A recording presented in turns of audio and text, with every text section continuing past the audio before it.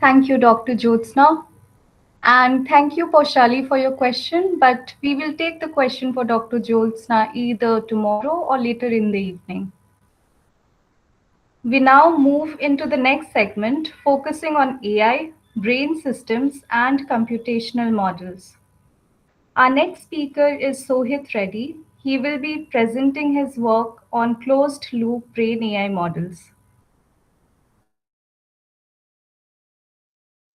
And today I want to challenge how we think about performance, not just in AI, but in human AI systems overall. For years, we have optimized for output, like go faster, work harder, extract maximum productivity. But our brains don't work that way in real life. Our brains are regulatory systems. They're constantly balancing effort against fatigue, reward against risk. And that is the insight that changes everything. Today, I'm introducing closed loop brain AI models, systems that sense your cognitive state in real time and adapt to keep you performing sustainably, reliably, safely, and effectively. By the end, you will understand why this is not just nice to have, but essential for future of human AI collaboration. So let us start with a fundamental misconception. We treat performance like we're squeezing an orange. The harder you squeeze, the more juice comes out. But humans aren't oranges, right? Your brain doesn't operate at maximum effort continuously. In fact, it can't. Think about what happens when you exercise. A marathoner doesn't sprint the whole race, their body has a built in governor. The central governor model deployed by exercise scientist Tim Noakes shows that your brain constantly monitors fatigue signals, oxygen availability, and metabolic resources. So it basically paces you subconsciously to prevent collapse. And your brain is asking here, how do I maintain performance without breaking down? And the same applies to cognitive work. When you're deep in problem solving, your brain is balancing effort allocation, reward expectancy. Like it asks, is it worth it? And the risk. So if you push past that balance, you hit what is called burnout. So here is the reframe. Performance is not about maximal effort, it's about dynamic regulation. And if we can sense and support that regulation with AI, we can unlock sustainable high performance. And that's what closed loop means. So, now what closed loop is? It might sound technical, but it is actually how your brain already works. Let me break it down into five simple steps. Think of this as a blueprint for adaptive systems. First, continuous sensing. Your anterior cingulate cortex, otherwise called ACC, is monitoring your cognitive state right now, like your arousal, your error signals, like how much metabolic fuel you have left. It's like a biological dashboard. Second, feedback comparison. Your brain compares that current state to an optimal operating range. Like, am I in my zone or am I drifting into fatigue? And the third, adaptive adjustment. Based on that comparison, your brain modulates your behavior. You slow down, you ask for help, you switch tasks. Fourth, neural integration. This is not centralized. Your brain distributes this monitoring across networks like effort monitoring, fatigue tracking, resource availability. It's all well orchestrated. And last but not the least, fifth, equilibrium maintenance. The goal is not peak output right now, as I've discussed already. It's about stability and recovery dynamics over time. So, when we build such closed loop AI systems, we are mirroring this five step blueprint architecture. The system senses, compares, adjusts, and maintains equilibrium. So here the neuroscience is pretty much clear. Your anterior cingulate and prefrontal cortex do this. We're just making it external, measurable, and actionable. And here is the uncomfortable truth about most AI systems today. They are open loop. A productivity app tells you to work harder. A learning platform increases difficulty when you succeed. None of the systems ask, how are you actually doing? Open loop systems optimize output without sensing your current state. If you're tired, they don't know. If you're making errors because you're cognitively overloaded, they push even harder. They are reactive. They correct errors after they happen. And the risk here is silent overload. You burn out before anyone notices. And that's where closed loop system changes this very fundamentally. The system senses your inferred brain state, either through reaction time patterns, or through error rates, or through voice biomarkers or engagement patterns out there. It does not require brain implants. It infers from your behavior. Then it is proactive. Before you hit the wall, the system backs off, offers a break, or reframes the task. It maintains you within safe bounds. And for investors and policymakers out there, here is why it matters, because this is a shift from task completion focus to operator well being focus. It is not about extracting every ounce of productivity, it's about sustainable performance and human flourishing. And that's not just ethically right, it's economically smarter. Burnt out people don't create value. So let's get into the neuroscience. Every cognitive task costs energy. Researchers like Sharna Jamada have quantified it in such a way that task driven cognitive costs about an additional 5% of your baseline neural metabolism. So 5% doesn't sound like much until you're running on fumes. Your brain has a metabolic budget, and that budget is pretty much limited. So, but here is what's interesting. Your brain does not just allocate effort randomly. There is a principle called expected value of control. Your brain calculates reward times efficacy. Is the payoff worth the metabolic cost? If not, you reduce the effort. This is why motivation matters. It determines how you allocate your limited cognitive resources. And now in athletes, serotonin 5-HT adjusts pacing strategy during fatigue. It's basically preventing central nervous system breakdown. And the signal goes, we need to slow down or we'll break. In humans doing cognitive work, the principle is pretty much the same. Your brain is constantly adjusting task intensity to prevent overload. A closed loop system here intervenes before fatigue manifests as errors. So instead of waiting for mistakes, it senses the metabolic strain and lightens the load, and that is the real time modulation. And for students, researchers, and professionals out there, that's everything. And before we go further, I need to clarify something, because many systems claim to be adaptive when they're really just personalized. Personalization is useful. It adjusts to your stable preferences, like you like dark mode, you prefer email over Slack, and it updates occasionally. Personalization works fine for study uh, state tasks. Closed loop adaptation is different. It responds to minute by minute fluctuations in your cognitive state. It updates continuously. It's essential for long variable tasks such as research, problem solving, cognitive work, creative work, like anything complex.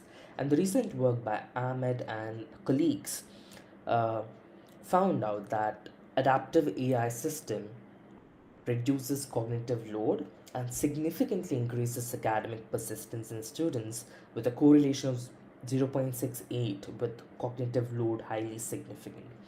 Why? Because the system is meeting you where you are moment to moment, not where you were an hour ago.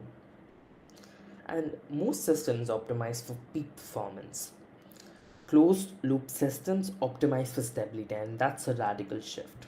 Consistency beats maximum output. Why? Because cognitive systems are pretty much fragile, and when you push to the limit, you don't gradually degrade, you cascade. One bad decision leads to another. Decision fatigue sets in and your judgment collapses in the final. Research on decision fatigue by Baumeister shows that sequential decisions deplete your regulatory resources. But here's a fix: spacing and support mitigate that depletion. A closed loop system spaces decisions, offers support, and prevents cascading failure. And there is another piece, which is recovery dynamics. In athletes, exercise induced central fatigue precedes physical decline by minutes. Your brain gives you a warning signal before your body completely fails. A closed loop system basically monitors time to recovery and adjusts pacing proactively. And for medical professionals in high stakes scenarios, for pilots and for researchers under pressure, stability prevents catastrophic failures, not just in failures in output, but failures in judgment, safety, and well being. So, how do we sense cognitive state? We don't need brain implants, we can infer strain from behavior, and often earlier than you're, you're consciously aware. Reaction time variably is a sensitive marker. When you're cognitively fatigued, your reaction time doesn't just slow, it becomes inconsistent. Your responses wobble, and this is pretty much detectable before you feel tired. So, when you're cognitively depleted, you hesitate before decisions and make omission errors, and you tend to skip things. And these patterns reveal something called resource depletion and EEG based metrics, which is theta to beta ratio. It's an entropy that measures cognitive load in real time, and this is an established neuroscience. And here's the elegant part: we can do this non invasively and multimodally. And voice biomarkers, your speech patterns change under cognitive load, and altogether these enable adaptation without disruption. You're not wearing sensors, the system is inferring from what you're already doing.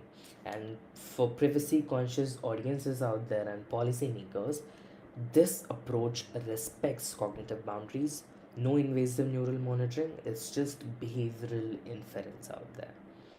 And technology is never neutral, so let me be explicit about the ethics here. First, support, not override.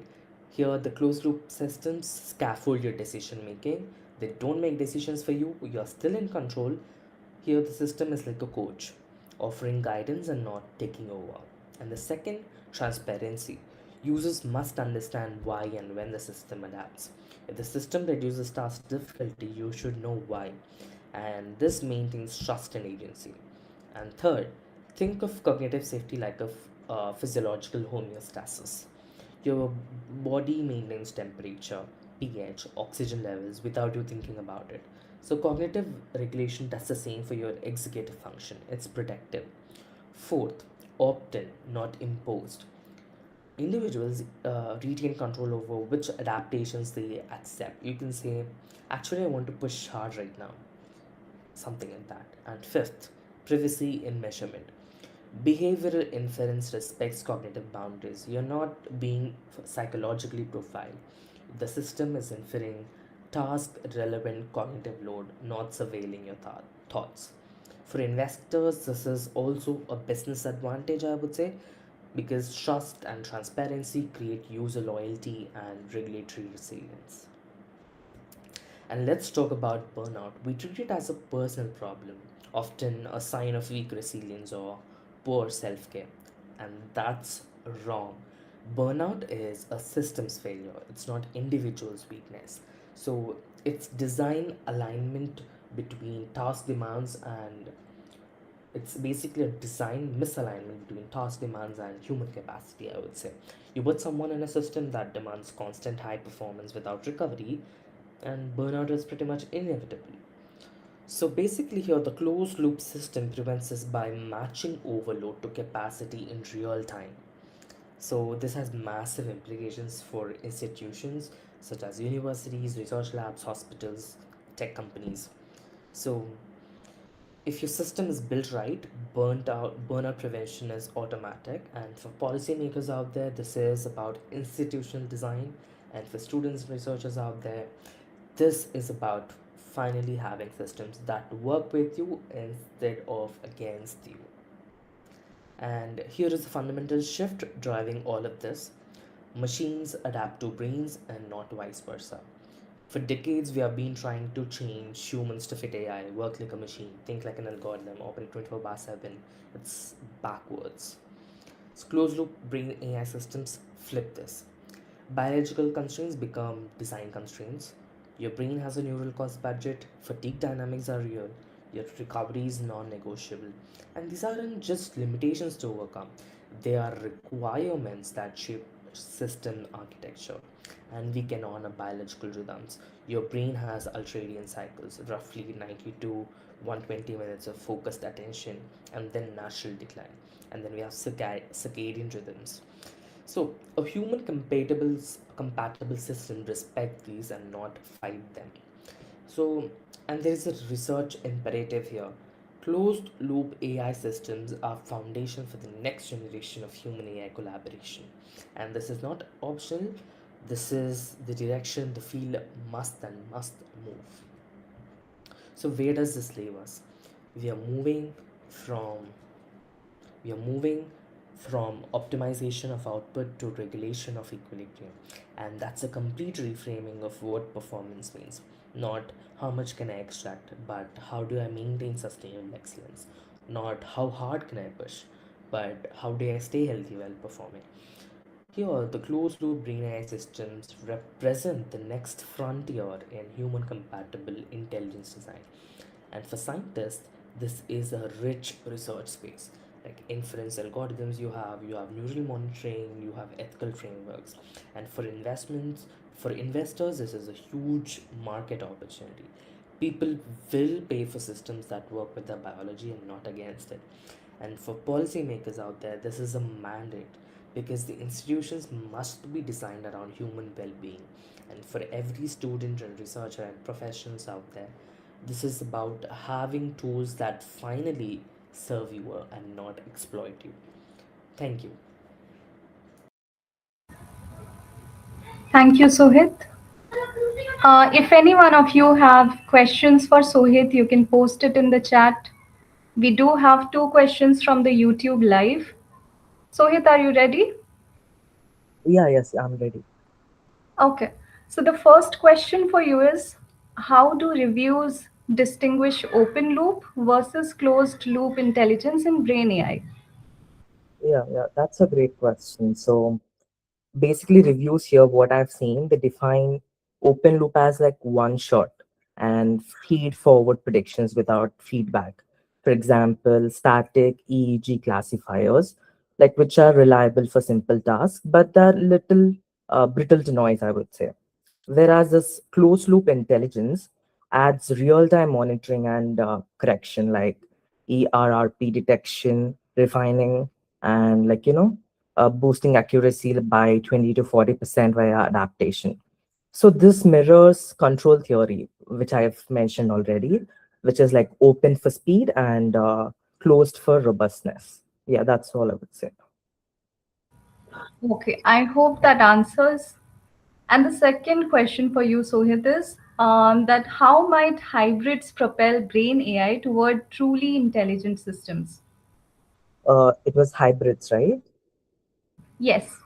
Yeah, so hybrids basically like fuse personalized cores with adaptive loops for living models, like, the resilience, bias resistance, and predictive in nature. So literature envisions this thing called enterprise grade neuro AI. They're potentially accelerating by quantum sampling, marking the shift from reactive to proactive intelligence. So this could be one example of a hybrid system. Yeah, thank you. Okay, thank you, Sohit. Is there any more questions? I can give it a few seconds. Any one of you can even raise your hands if you want me to wait for some time until you type your question.